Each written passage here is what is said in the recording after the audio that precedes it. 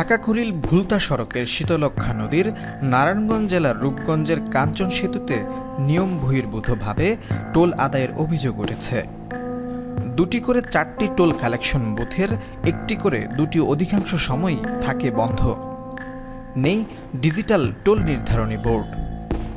কোনো কোনো সময় ম্যানুয়ালি টাকা আদায় করা হয়। এশিয়ান সড়ক নামে পরিচিত ঢাকা বাইপাস সড়কে যানবাহনের বাড়তি চাপ আর টোল আদায়ের ধীরগতির কারণে কাঞ্চন সেতুর দুই পাশে সৃষ্টি হচ্ছে তীব্র যানজট। সড়ক ও জনপদের ভাঙাচোরা ও নির্মাণাধীন এই সড়কের কারণে প্রতিনিয়ত যানজটের সূত্রপাত ঘটছে। অফিস বন্ধের দিন ছাড়া অধিকাংশ সময়ই সেতুর উভয় দিকে 5 থেকে 6 কিলোমিটার জুড়ে যানজটের সৃষ্টি হয়। তাতে যাত্রীরা ভোগান্তিতে পড়ে। তাই কাঞ্চন সেতুর টোল আদায় বন্ধের দাবি জানিয়েছে বৈষম্য বিরোধী ছাত্র জনতা, পরিবহন চালক ও এলাকাবাসী। সরজমিনে গিয়ে জানা গেছে 2006 সালের অক্টোবরে তৎকালীন প্রধানমন্ত্রী খালেদা জিয়া শীতলক্ষ্যা নদীর কাঞ্চনে 4 লেন বিশিষ্ট প্রথম সেতু উদ্বোধন করেন। কাঞ্চনের প্রথম সেতুটি এখন জরাজীর্ণ অবস্থায় ধুঁকছে। সে কারণে আরও 4 লেন বিশিষ্ট দ্বিতীয় সেতু নির্মাণ করা হচ্ছে। স্থানীয় পরিবহন মালিকরা টোল আদায়কারীদের সঙ্গে অনৈতিক অর্থের বিনিময়ে তাদের পরিবহন সেতু পারাপার চুক্তি করে নেয়। কর্তৃপক্ষকে বাইপাস করে এসব টাকা ভাগ বাটোয়ারা হয়।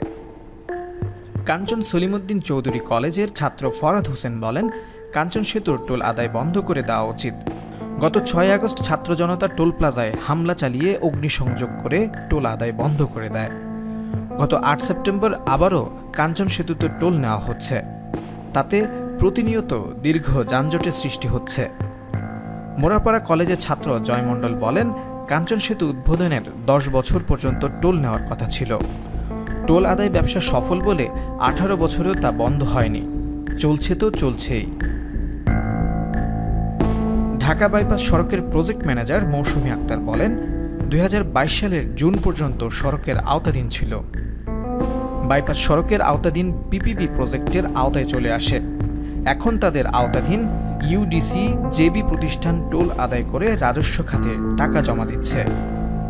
কাঞ্চন সেতুর সব পরিবহন থেকেই টোল আদায় করার নিয়ম, কিন্তু স্থানীয় মালিকদের পরিবহন থেকে টোল আদায় হচ্ছে না এমন অভিযোগ পায়নি। বিষয়টি তদন্ত করে প্রয়োজনীয় ব্যবস্থা গ্রহণ করা হবে। কাঞ্চন সেতু এলাকায় দায়িত্বরত ট্রাফিক পুলিশের ইন্সপেক্টর নাজমুল হোসেন বলেন, এখানে পর্যাপ্ত জনবল নেই। জনবলের অভাবে যানজট নিরসনে কিছুটা সমস্যা হচ্ছে। সড়কের প্রস্তুতকরণ কাজ চলছে। এছাড়া চালকদের অসচেতনতায় যানজট মুক্ত করা যাচ্ছে না। কাঞ্চন সেতু প্রকল্প ও টোল প্লাজার পরিচালক মোহাম্মদ কারিবুল ইসলাম বলেন, ঢাকা বাইপাস সড়কটি এক্সপ্রেসওয়ে হবে। তাই পুরো 48 কিলোমিটার সড়ক নির্মাণাধীন প্রতিষ্ঠানের তত্ত্বাবধানে দেওয়া হবে। এক্সপ্রেসওয়ে সড়ক উদ্বোধনের পর থেকে 25 বছরের জন্য টোল রোড হবে। রূপগঞ্জ উপজেলা প্রকৌশলী মেহমুদ মোর্শেদ উল আল আমিন বলেন, কাঞ্চন সেতু এলাকায় পাবলিক প্রাইভেট পার্টনারশিপ পিপিপি আওতায় 4 লেনে উন্নীত করার কাজ চলমান রয়েছে। দ্রুত কাজ চলছে। কাজ শেষ হলেই যানজট থাকবে না। নারায়ণগঞ্জ সড়ক বিভাগের নির্বাহী প্রকৌশলী শাহানা ফেরদৌস বলেন, সেতুর টোল আদায় সরকারের রাজস্ব বিভাগের একটা খাত।